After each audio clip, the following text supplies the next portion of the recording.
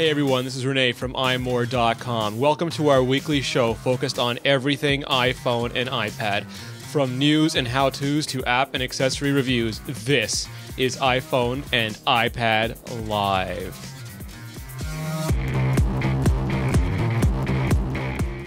Whoa, it's February 15, 2012, and joining me tonight is the co-host of Iterate and the CIO of Nickelfish. This week, I believe the I stands for Intrepid, Mr. Seth Clifford. Hey, how's it going? It was going to be either Intrepid or Indefatigable, but you looked a bit fatigable tonight, so I went with Intrepid. Yeah, I'm very barely under the weather, so I don't think I'd be the former. But you're holding up with libations and joy. I'm holding up, yeah. I'm taking my cold medicine. Wink, wink. Nudge, nudge. Also joining us tonight, the co-host of Zen and Tech and the senior editor of imore.com. Georgia, how are you? I'm doing well, thank you. Yeah, it was a hectic day, but it's not finished yet. It's not a dream, Georgia. You didn't imagine it. You do have to co-host a podcast. I know, and I'm green again. What's up with that? It's not easy being green. You have the Hulk pants on? That's the only thing I can think of. You have the Hulk pants on. We've got some meta. We've started a series on photography. Liana put together a great post on how to use the rule of thirds. This is iPhone photography, iPhoneography. I know you're a big picture taker, Georgia. I love taking photography. I actually have my Olo clip, and it's amazing. I have to show it to us. Using that, anyone can be a photographer. We're going through. We did a whole post on basics, like just basically how to use the camera app, how to zoom if you absolutely have to, how to do macro, how to take pictures with different controls. We have that post up, and Liana also has a post up on the rule of thirds, so you can better compose your images. She's going to be doing one project a week. You'll be able to take part in the project in the forums, and people will be helping you, giving you tips, sharing their work. We have a lot of really smart photographers in the community. We have some in the chat room right now. Brad Morris, Sokral have been giving great comments and feedback on that. So if you are a seasoned iPhoneographer, or if you bought an iPhone and you want to use that beautiful piece of glass, just head on over and we'll have the links in the show notes and you can join us because it's going to be a lot of fun. And, again, it's good to learn how to take better photos with your phone because that's the one that you have with you. So you're going to use it a lot. Oh, absolutely. It's the best camera, quote unquote. Air quotes. News. We have news. Congress has asked Apple to clean up their address book privacy policy, and Apple has promised to put tighter controls into a future iOS update. So we talked about this a bit last week. Some developer accidentally found, he was looking at an app trying to reverse engineer it, and he saw that they were uploading your contact database to their servers without permission. And a bunch of other people have since looked at it, and there was a large-scale examination of, I think, 375 or a huge amount of apps, and there were quite a few offenders. The Congress, Georgia, was it a couple Congress people? Well, we have here, it was the Energy and Commerce Committee member, Henry Waxman, and Commerce Manufacturing and Trade Subcommittee member, G.K. Butterfield. Love that name. Issued an open letter to Apple CEO Epic. Tim Cook, Wax. This is like just a Bloom County strip. asking some probing questions regarding the iOS development agreement. Most of them center around the agreement's reference to transmitting data about a user. And so, such things as, do you consider the contents of the address book to be data about a user? Do you consider the contents of the address book to be data of the contact? If not, please explain why. Please explain how you protect the privacy and security interests of that contact in his or her information. How many iOS apps in the iTunes Store transmit information from the address book? It really does freak me out. And how many of those ask for user consent before transmitting their contacts' information? Yeah, and this was an interesting discussion. I don't know if did we talk about this on Sunday? I whipped up a post on this because there is not an easy solution. So let's say Apple releases iOS 5.1 and they decide that you have to ask permission for contacts and maybe for calendars. Right now they use those same old outdated modal dialogues they used to use for push notifications before Notification Center, and those don't scale. So today I launched a Twitter app and it says, can I have access to Twitter accounts? Oh, allow. Can I have access to your location? Allow. Can I send you push notifications? Allow. I mean, my worst nightmare is that being contacts. Allow. Calendar. Allow. Local storage. Allow. I mean, I don't want to be. I'll stop reading it. So our thinking was that that Apple could sort of do with it like they did with Notification Center and kind of steal the Android approach, Seth, because Android is too much, but it's better, I think, than iOS right now. Yeah, and the thing about the Android permissions is that it presents them all to you in the beginning, and that's good because they're in front of you and you see them at least. Even if you're not paying attention, you're not reading them, they're there. But basically, once you install the app, you've approved the permissions. So you basically have to then dig around through your various settings and kind of either turn location on and off or, other things like that. And there's no easily unified place to do that unless the app has settings built into it. And Apple's no better because, frankly, as we just said, a bunch of modal pop-ups is not the way to go. So some kind of thing like notifications. Permission center. Yeah, permissions center, for lack of a better term, and frankly, that's probably what it'll end up being called if they do something like this, would probably be good. I'm thinking we talked earlier about you don't want to berate people with a bunch of little dialogues, but you also want to make sure that the right things are being agreed to and you're not just training them to click through. I'm thinking that the middle ground is probably where it needs to be, where basically you're presented with a dialogue when the app launches that says, this app is asking to do X, Y, and Z. You need to approve these or disapprove them.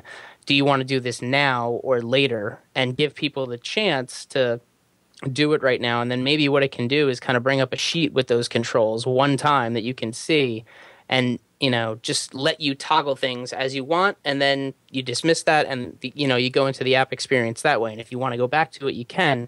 But a bunch of dialogues is definitely not the answer because people are going to get tired of that instantly. I think George is already tired of it.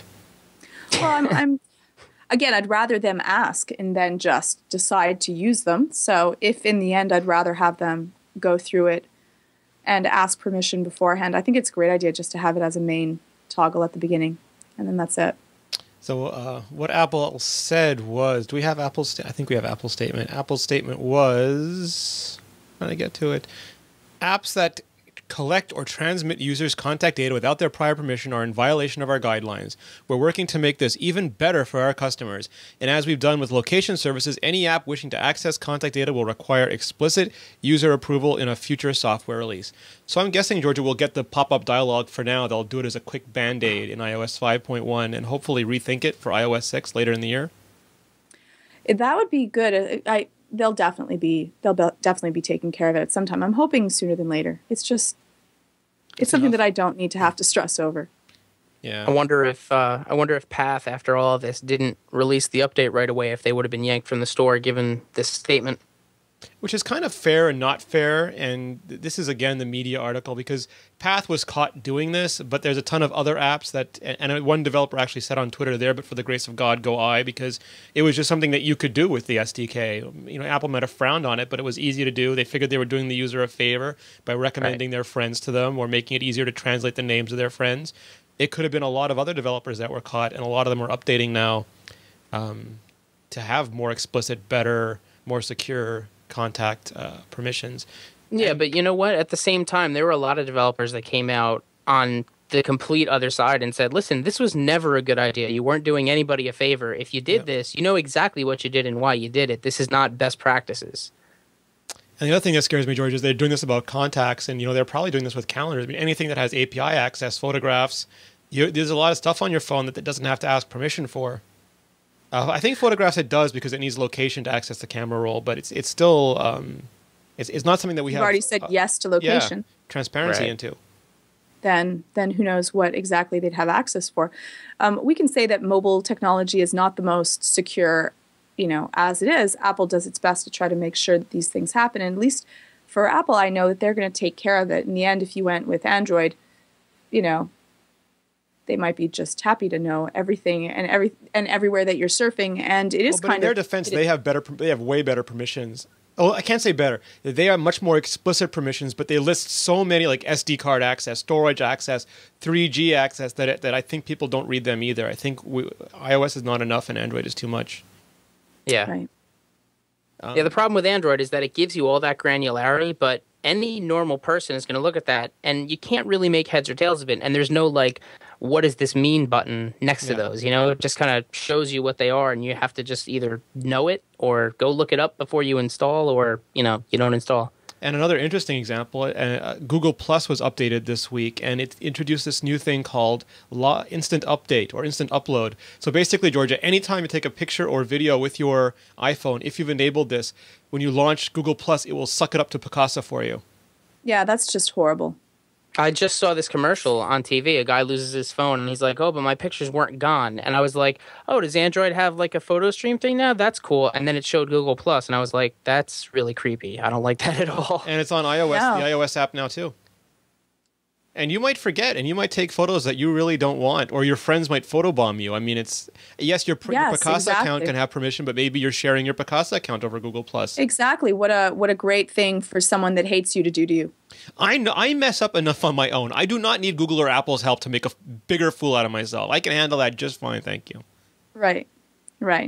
Exactly. Well, Lloyd is saying in the chat when you turn it off, absolutely, you can turn off PhotoStream, but I think a lot of us enable these things and forget. Yeah, not only that, they often don't get how they don't get the repercussions. We are unfortunately overly trusting, especially with our media. You do something for long enough, and your defenses get lower and lower as with time. So you handle a snake 100,000 times. You're like, it's not going to bite me, and then one time it bites you, and then it's too late. Dude, that picture I took of you when you were sleeping. Yeah. Right, and now your boss is looking at it. Yeah, Great. It's your new Facebook avatar, dude. Another big issue, Georgia, that we debated furiously. Georgia and I actually wrote sparring editorial, Seth, about Apple and China. And Apple, since then, they've gone and gotten the Fair Labor Association to do an inspection. And the Fair Labor Association has come back and said that the facilities at Foxconn are first class. The physical conditions are way, way above the average of the norm. I was very surprised when I walked into the floor at Foxconn how tranquil it is compared to with garment factories.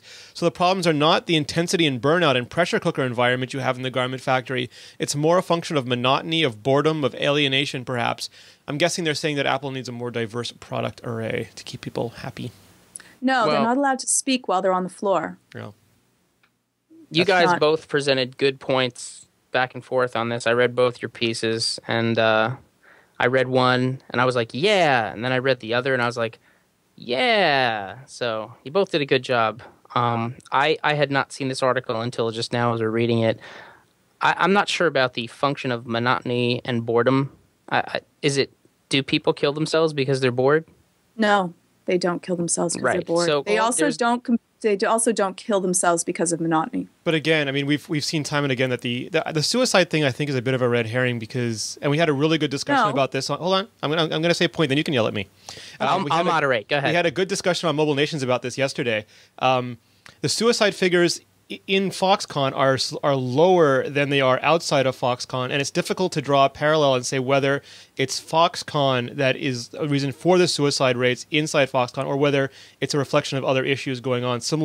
Derek made a good point that it's similar to National Guard suicide rates. Where is it the National Guard, or is it just because there are people who happen to be in the National Guard with other problems? Yeah, I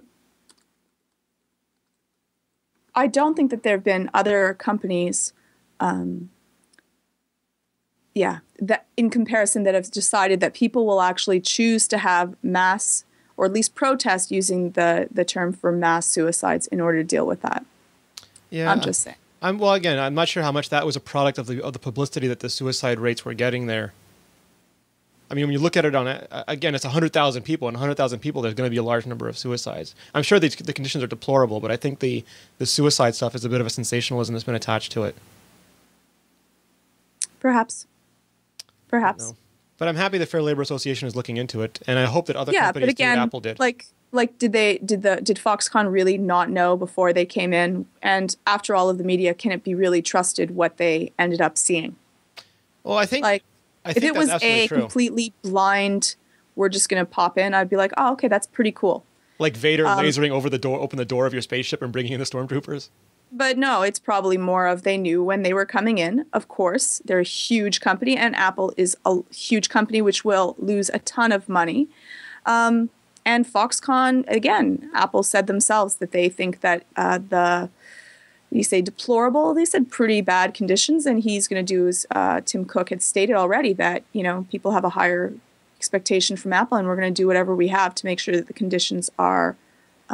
So now that Apple's doing this, is there pressure on the other companies to do likewise? Is Apple doing it, though? Well, I mean, they did have the FLA in. I mean, so regardless of what you think about Apple, even if you think it's a complete conspiracy and a con, and that the moon landing was happened in Colorado, let's say, don't do that. Wait, whoa. Don't do that. No, I'm saying if there is a person who believes that this is that Apple owns Foxconn, this is a complete theater, that this is not what you're saying. But okay, if there what is if we a person, just believe that Apple is a company that's going to try to make as much money as they possibly can? Good for them, and will try to do whatever they can to make sure that the media does not see them in a bad light, because in the end, their brand merchandising is worth much more than a whole bunch of employees. Okay, but I wanted to go beyond. I wanted to go like to the true Apple hater, like that, because we have people who absolutely detest Apple and think that Apple is like the demon seed or whatever. Is it still an Apple-only story, or shouldn't this story be happening with every major? I mean, they're saying that the sweatshops are worse, and we don't see headlines about that. We are seeing headlines about Apple. Does that, in the end, do a disservice to all the factory workers who don't happen to be blessed with an Apple inspection to temporarily improve their conditions? Does it really? I would say that it doesn't really matter as long as someone's taking a look at the issue of what's happening. If it happens to go through Apple and then people at one company get better conditions, then it puts pressure on everyone else. I hope so. I haven't seen any headlines yet, though. No, but that's the way that things happen, right? I start paying my companies more. We all work for a company, and we're all a complete bunch of slackers. We work for one company, we're all slack, but we're all slack. So the company boss says to all of us, you know what? They're all doing the best that they can because they're all slack. And then one guy comes in. One guy, and he works his tail feather off and does 3 times as much work as all of us slackers. Yeah, and they then go beat him up because they don't want to look bad. Oh, definitely. Just as the people that are doing that, Apple is probably thrilled that people are doing, you know what, don't look at us. It's everyone's fault. It's China's fault. It's the economy's fault. It's the world's fault. It's not our fault. Like, we're not holding the bag. Isn't it? And then... Isn't it? I mean, Apple is just one company. And they can make a difference. Just like any other company could. That one worker who decides to go beyond the Call of Duty, and then everyone's like, oh, now he puts pressure on everyone else to lift the bar. But so, yeah. Arguably, couldn't Dell be making a difference? Couldn't HP be making a difference? Couldn't in the end, actually, it's none of those. It's not even Apple that's making the difference. It's the people that are saying, you know what, that's not okay.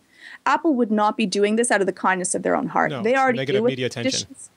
Exactly. The media attention is what's causing the difference. Apple definitely would not have actually come out and said a word if people did not actually say, we're going to stop buying your products. And then it's hurting Apple as we're the happy, loving, great company. It's ruining their Disney image.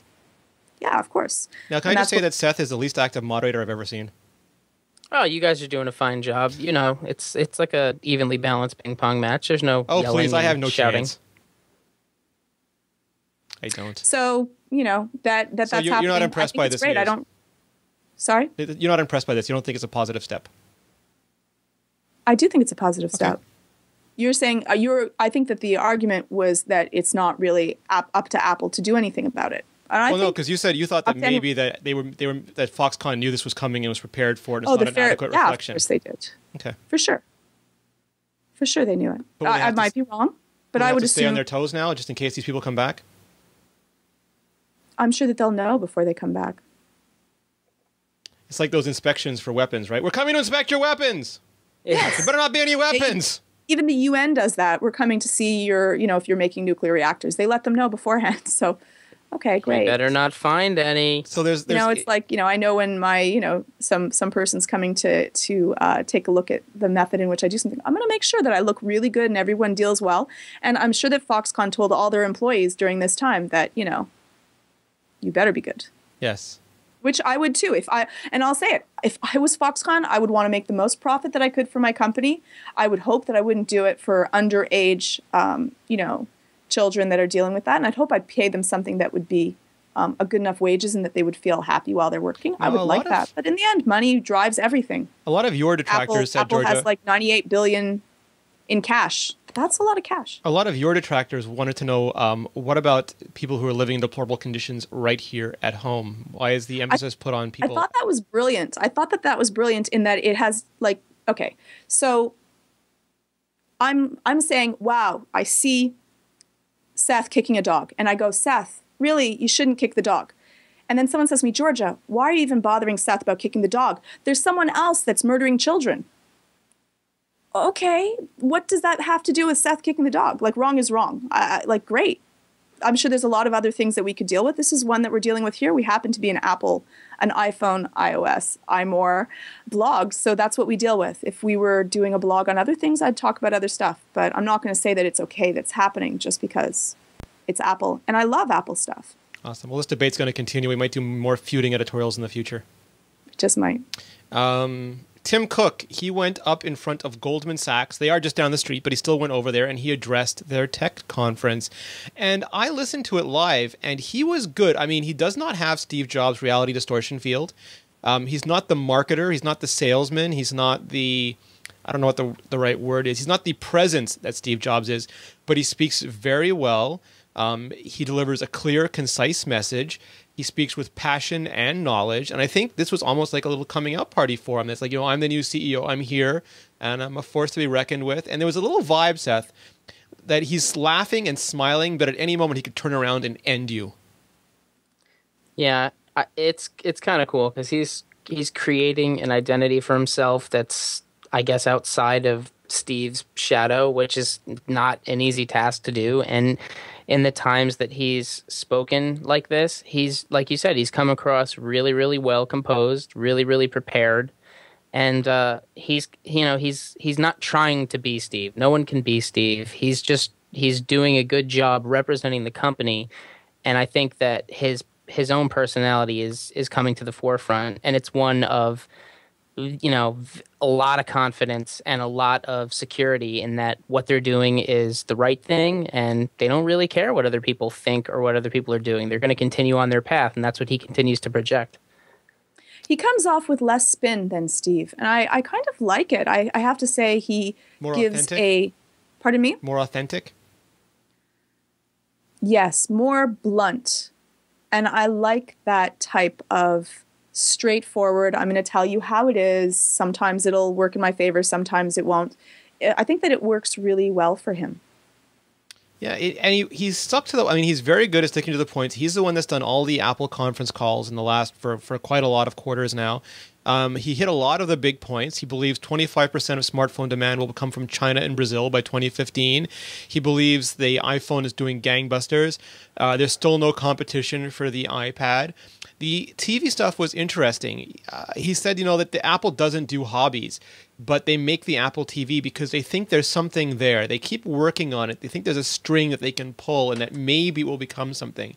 He didn't come out and say Apple Television or even Apple TV 3.0, but he kept going on about that. He talked about returning cash to the shareholders, but Chris Yumistowski, our guy who does the Stock Talk posts, he thinks Apple could be the first $1 trillion market cap company. I mean, is there an end in sight? Are they just going to keep making money and money forever? Well, didn't he already also speak about what they're going to do with a massive amount of cash that they have? That maybe they'd have to deal with giving it to dividends to the shareholders, because in the end, they have to do something with it. It's really just sitting in the bank as of now. So that he was trying to say, probably won't be dividends to their companies. Yeah, he said that we treat every penny like it's our last one. We don't act like we have a lot of money. Yeah, it's kind of hard to do that when you have $98 billion in cash. Like, in cash. Yeah. Like what company has that in cash? That's crazy. Buy several small Eastern Bloc nations. Many companies can do it, but not in cash. Yeah. I think that people often say, well, this company's, worth this much money. This is not just what the company's worth. This is just what they happen to have that they could decide to make a huge bonfire with. Ouch. All right, on that happy note, I'm going to switch over to iPad 3 news. We had a little bit of good luck with iPad 3 information this week.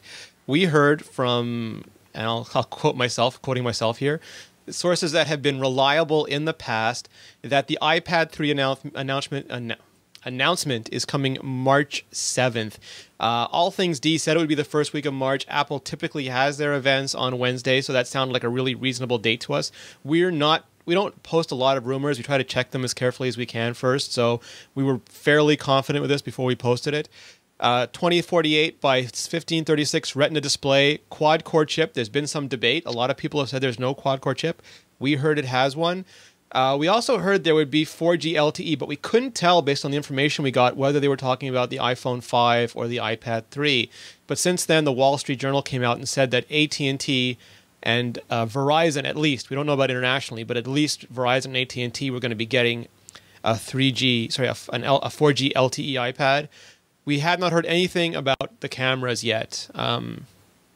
Right. And this is just so that people don't get overly excited. This is for the announcement of the iPad 3, because right now we don't know that there will actually be an iPad 3. We like to assume. They're going to, on the 7th, they're going to mention that there will be an iPad 3 and when it will actually be out, which would probably be a couple of weeks after that.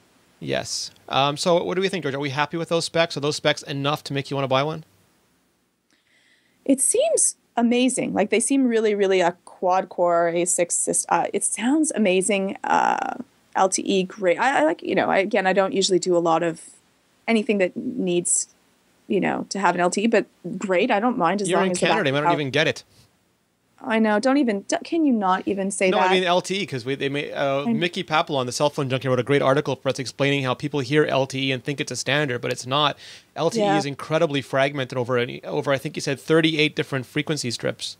So Apple will not be able to support them all on one device. They might have to make one for North America, one for Europe and Australia and Asia, but we're not sure yet. Yeah. So it sounds like it's going to be beautiful. Seth, you buying? But it will look the same as the iPad 2? Ish. We don't know. It might be a millimeter thicker, more battery, bigger, deeper lens. Okay. I would be fine with that. Would that bother you, Seth? No, not at all. I'd get it if it was exactly the same but had a Retina display and they didn't change anything else. I'd be in. I don't even need those other things. It's icing on the cake for me. So Master in the chat room is asking what would LTE do for him. So the thing, a lot of this stuff ties together. Apple seldom does feature. Like they don't typically make a spec. They think about how it's going to be used. Like they don't care about a front-facing camera. They care about FaceTime. So that Retina display is, I'm going to say the dimensions again. That is 2448 by 1536. That is bigger than 1080p. That is more pixels than your high-def television, than most people's computer monitors. So the question becomes, will we have 1080p content? Will there be iTunes 1080p content available that you'll be able to see high def on your iPad? And if there is, will there be a FaceTime HD camera so that you can do high def video chatting on that screen? And when you start to have high def streams, you start to need that bandwidth, because we've all seen 3G kind of, give us trouble on YouTube videos. Like, no, the cat's not moving across. Oh, cat, get across that piano. And if you imagine trying to have a video chat like that, you're not going to be happy. But if you're doing 40 megabits or even 20 megabits per second on LTE, suddenly all that high def stuff makes a lot of sense. Yeah, you're right. It's not about the specs. It's about what the specs enable the software to do, and that's really important to remember. Do you want some high def stuff, Georgia, or is that really just like not on your radar? I do a lot of gaming on my iPad, so high def would not be something that I would scoff at. Would you watch a lot of because you don't strike me as I don't watch a lot of streaming movies. No, I don't. I have a movie room and I have other things, so I wouldn't probably be doing that. But again, for gaming, faster is better, smoother is nicer. I appreciate good graphics, but gameplay is more important to me than that. So I'll take Retina. And you won't need. Well, what I'm getting at is the LTE probably won't be a big deal for you. Not really. I don't even do a lot of download, nothing really. Yeah. So it's going to be interesting the amount of speed of difference it's going to be, infinitesimal to me. Because the LTE is still, like we said in another post, Verizon is doing a very good job rolling it out. AT&T is following. Sprint is way behind. Canada has it in a few major cities, but on different networks. Europe is spotty. Australia, I mean, it's nowhere near where 3G was when Apple rolled that out. So it'll be interesting to see if Apple bothers to make a lot of content for a device that very few people can actually get that content. Yeah. We also... Here we go. Let's do it. What? I want this next rumor. Go ahead. Take it. Take it. This is hilarious. Okay, Apple is rumored to be testing a smaller 8-inch iPad. I say not on Steve's grave. Do you say bollocks? Yeah, I say there's no way. There is no way. That would... I see him fuming at us just even talking about it. So this was the Wall Street Journal, and it's not Kane. So I always, it's not Kane. I don't always hold credence to it. But they're not quoting Apple. They're saying they heard a supplier. So it's our understanding, friend of a friend of a friend, no names, that Apple did in fact test several sizes of tablets, that they have several sorts of prototypes of different sizes. But essentially, and the iPad is 9.7 inches because it was made with one very specific customer in mind, Steve Jobs. He wanted a 9.7-inch iPad. He thought everything else was rubbish, nonsense. You can't use it. The software is not differentiated. It doesn't provide a good experience. A whole litany of reasons why he thought 9.7 inches was the ideal size for an iPad. Now that Tim Cook's Can I ask the question? Yes. You guys might already know this because it's probably about pixel size and, when you put it out to a screen. But why not 10? Is that because it will actually, it won't fit to a certain degree? What's up with the 9.7? I think if you use the same resolution of screen at 10 and 9.7, you get an even lower density, and the iPad is already, fairly low density. And the little bit of size, if you go and cut a 10-inch piece of, you've had a Galaxy Tab 10.1, right, Seth? Yeah. Mm-hmm. How would you categorize the difference between the 10 and the 9.7? Well, the way that those panels are, they're much longer and wider, or they're wider. They're made to be used in widescreen, and when you actually rotate them 90 degrees, they're very tall and a little thinner that way. So it's kind of a strange dimension. Like the 4:3 aspect ratio seems to work really good in both ways, and then those other tablets, those panels are really, I think, designed to be used in widescreen more. So it's kind of a weird feeling rotating it. It's very tall. Yeah. I think that was the ideal they came up with. It was the right size. It felt good. It had the right pixel density for the kind of graphics they wanted to show with the first generation. It doesn't sound like a big difference, but even a small difference when dealing with panels, can be significant. We ran a poll though, Georgia. That we did. And would you mind sharing with us the results? Here we go. Okay, so we asked, would you want to have a 5, 7, 8, or 12-inch iPad? 12-inch. Because just to be obtuse, you can actually get Galaxy Tabs in every one of those sizes already. And here we go. No, 9.7 inches is perfect. That is for 55%. So most people love exactly the size that the iPad already is. And Steve would be happy. Yep. Yes, 12 inches. Go bigger or go home. 14%. Which surprised me because 12 inches is big for a tablet. Well, if you're going to go either way, I understand at least the theory, though carrying around something as it gets TV larger and dinner larger tray. is difficult. But I understand that thought process. 8 inches, that's the best compromise, 15%. Yes, 7 inches, just like the Kindle Fire, 13%. That, playing games, again, for reading, that would be adequate. But for playing games on a 7-inch pad, it's just... or doing any kind of productivity work. And yes, 5 inches Galaxy Note, nailed it. 1.75%. Yeah, no one... That's still 83 people liked the 5-inch Galaxy Note. It's 1% of the votes, but it's still 83 votes. Yeah. That's a lot of people that I would like to thank our Android Central visitors for contributing towards our poll. The size of a phone would be just fine. Yeah. There's been a lot of pushback on the Galaxy Note. I mean, some reviewers said it was the worst phone ever, and some people really like it. So it's definitely... The thing with these other sizes is that Apple wants to make... and Georgia has explained this before, they want economy of scales. They want to make as many as they can, as cheaply as possible, and hit the biggest size audience they can. And while there might be an audience of 5,000 people for a 5-inch tablet, Apple doesn't care about those 5,000 people. They want the 10 million people who will buy a 9.7-inch tablet, for example. And the more tablets they make, there's no way that we're going to get them for the prices that we get them for right now. And good for Samsung for doing it. Have to. Pardon me? Good for Samsung for doing it. It's experimental. I just don't think... But none of them have really caught on. No, but I don't know if that's size altogether. The reason that none of the rest of them have caught on.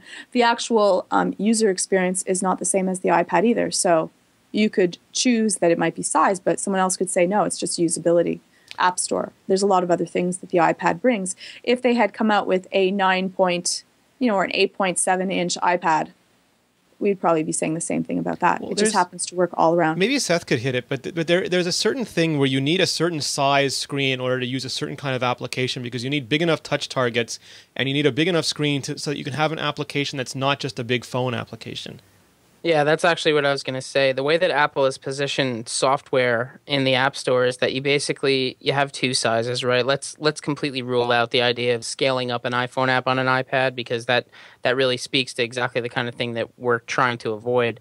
You have the iPhone size, and then you have the iPad size. And like Renee said, there's certain touch targets that people need to hit depending on what the actions within the application are.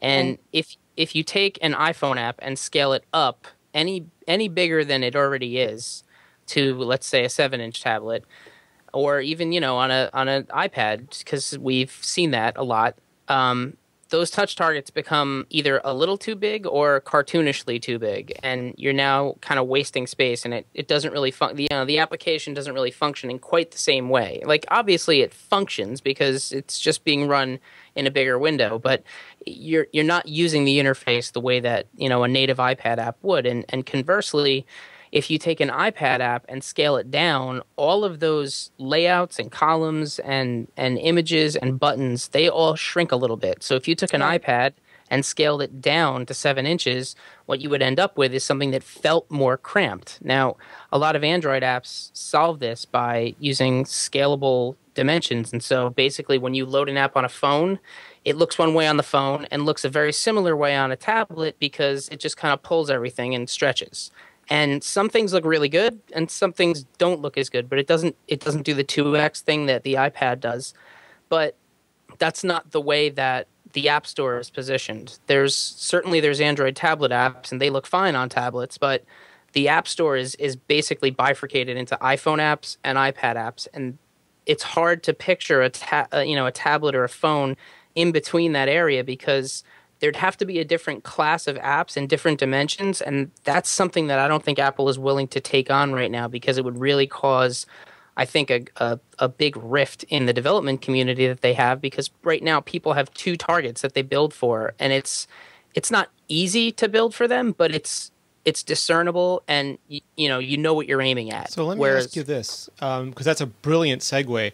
We did a review last night for Clear, which was this app that got a lot of buzz. I don't know if you had a chance to see it or not yet, Georgia, because the review went up like at 4 this morning. But it's an app that gets rid of almost the entire interface. All you have are these big, colorful lines, and you swipe your way through the entire thing. There's no buttons.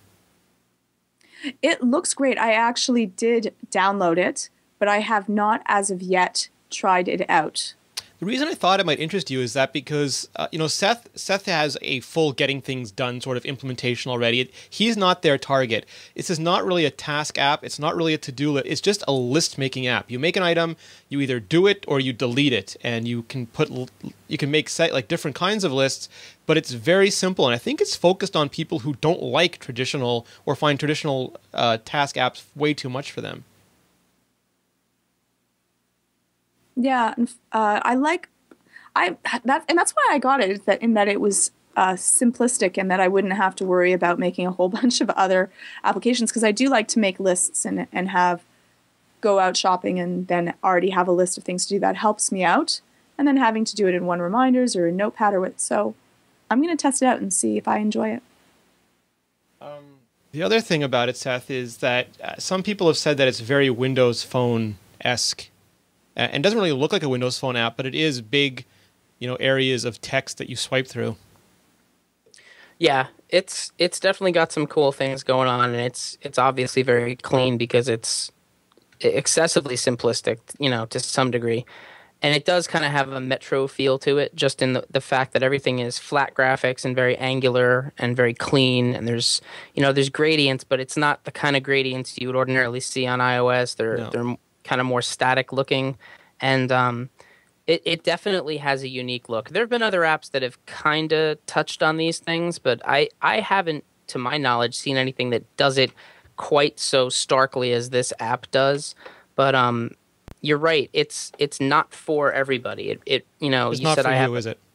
no, and I'm not even one of those OmniFocus tags and you know context and you know GTD people. I just have a system that I like to use where the things I need to do are in front of me all the time, whether it's you know in my inbox or in my calendar or the reminders app, and I don't want to add another thing to that flow. And the bigger problem for me is that there's currently no sync component, and that's kind of a thing Yes. that I'm not down with that at all. There's no iPad client, no Mac client.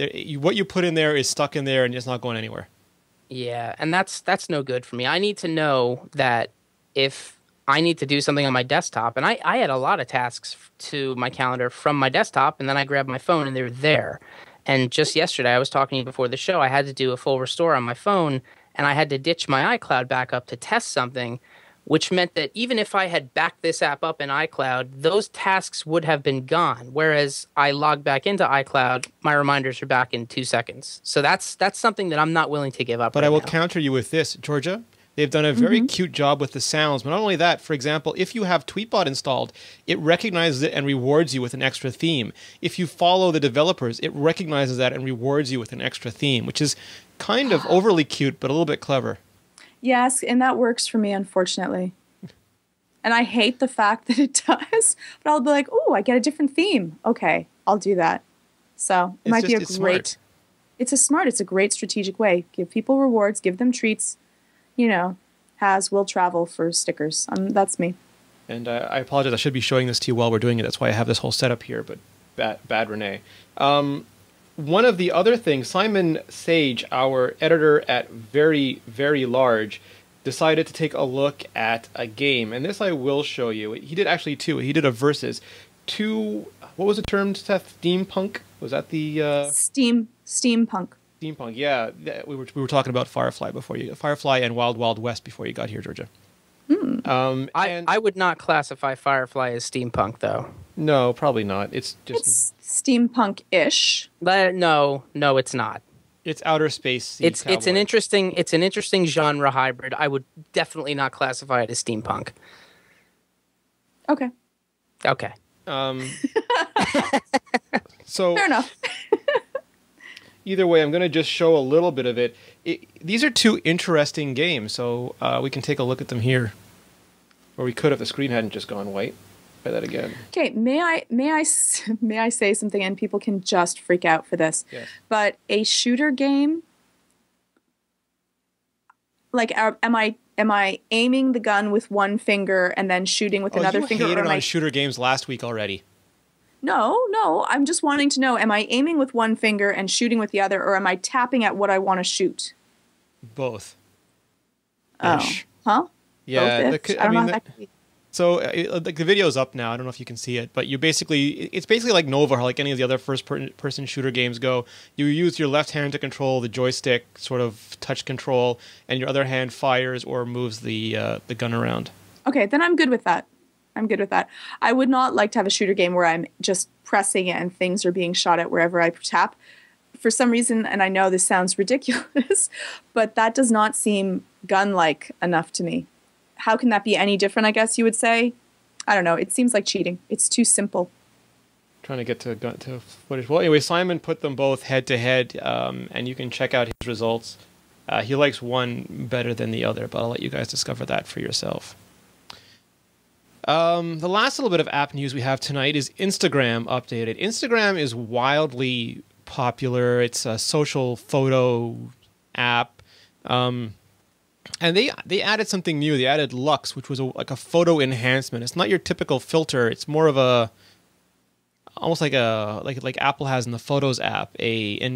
What's the right word for these things? A magic button? Is that what I'm looking for, Seth?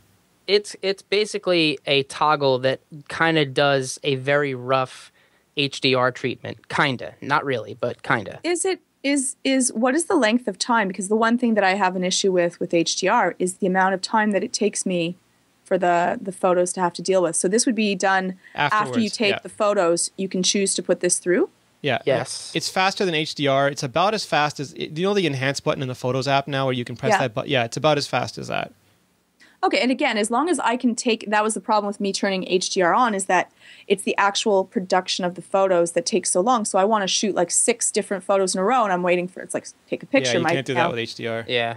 Yeah, I turned it off on mine. Okay, HDR again. And like Brad and then says, the you have to shot's keep it done still. by then. You have to keep it really still into HDR where the picture moves in between the shots and you get like a ghosting effect. Well, it's just the amount of time in between being able to take the pictures. I don't mind if it happens after the fact.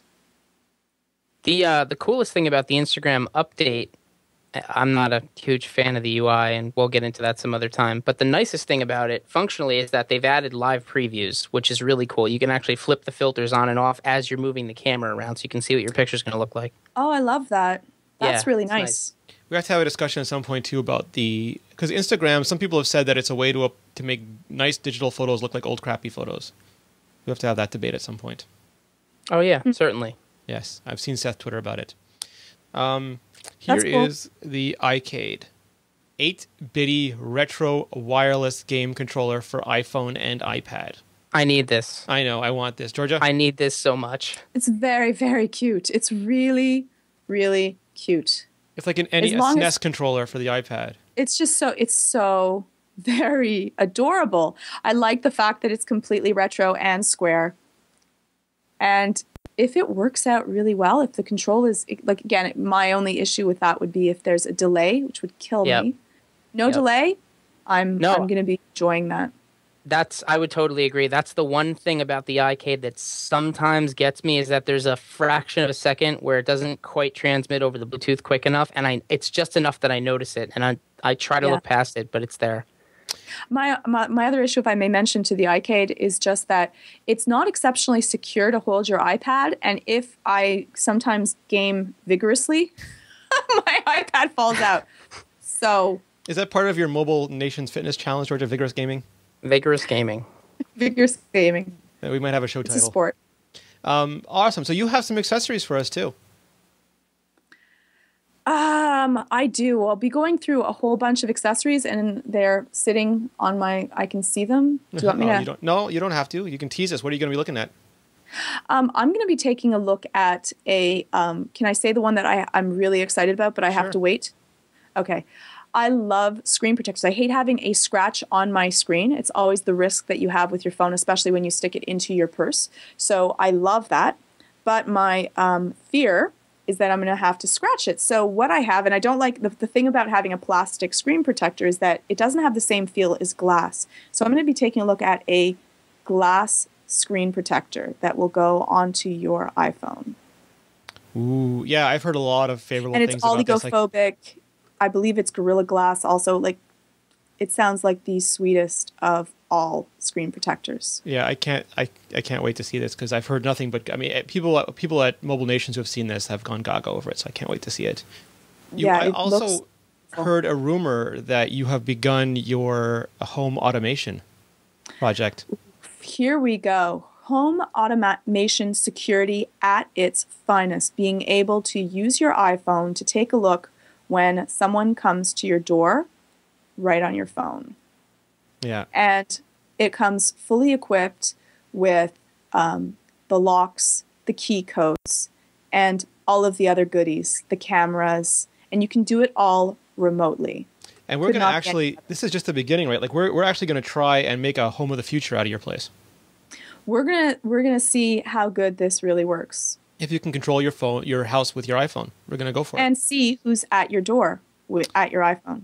And all right, you do all the legwork on this, and then when you've got it working good, you let me know. Actually, it was not that difficult to set up, if I may say. We're going to test it out, Seth, by trying a home invasion. And if it can repel us, then we know it's good to go. That sounds We have great. ninja suits. Fully ready with the cops. Yeah. No, we have ninja suits, man. We're going all out. We're sparing no expense. We have the ninja suits like Balki Bortakamas. It's going to be awesome. There are 6 ninjas in this room. All right. So I think that draws us to the end. And as you notice, we did app and accessory news now. We tried doing a separate app and accessory podcast and a separate news and how-to podcast. But it didn't seem very natural. It didn't seem very organic. It seemed very artificial to separate them. We were talking about apps too late or news too late. So we are combining them into one podcast to rule them all. And tonight was not an example of that. We're going to prepare it for next week, but we'll have nice looking segments and transitions and it's going to be a rocking show. I think you guys are going to be really happy with it. Yes. We'll have a little bit of everything. So Nice. We're going to crush all the good into one place. Crush it. Georgia, where can we find out more about you? you can find me on Twitter at GeorgiaTIPB. You can also find me on the website, www.imore.com. And Seth Clifford, sir, what can I find out about you? You can find me on Twitter at Seth Clifford, on the iMore shows, and on Iterate with Renee and Mark Edwards of Bajango. And if you'd like to see some of the work we do, the apps and sites that we build, please check our website. It's nfidm.com. We are Nickelfish. Daddy-O. Yeah. Can we mention our contests, too? What are we doing? What are our contests, Georgia? Tell me. We're giving away a Kinect. We're giving away a Microsoft Nanos, Kinect. And We're an giving iPad away 3. Yeah, an iPad 3, an IOU for an iPad 3. That's Mobile Nation's Fitness Month. And iPod Nanos every week. So get thee to forums.imore.com and the Health and Fitness Forum. You can find out there. You can also go to www.zenandtech.tv/Xbox to find out how to enter that contest. But we're giving away a gaggle of gadgets. Just a gaggle of gadgets. There we go. You can find me at Renee Ritchie. You can find all of us at iMore. You can visit us at imore.com. You can email us at podcast@imore.com, or you can leave a comment on the show when it goes live. We are here each and every week at Wednesday night, 9 p.m. Eastern, 6 p.m. Pacific, 2 a.m. Greenwich Mean Time. You can also go to mobilenations.com/shows to see all of the entertainment that we are jam-packing in each and every week, including Crackberry, Android Central, Iterate, Zen and Tech, and all the rest. Chat room, I want to thank you for joining us. You guys are flabbergastingly good, and I do not say that lightly. Awesome. Have a good night, everybody. Thank you, everyone.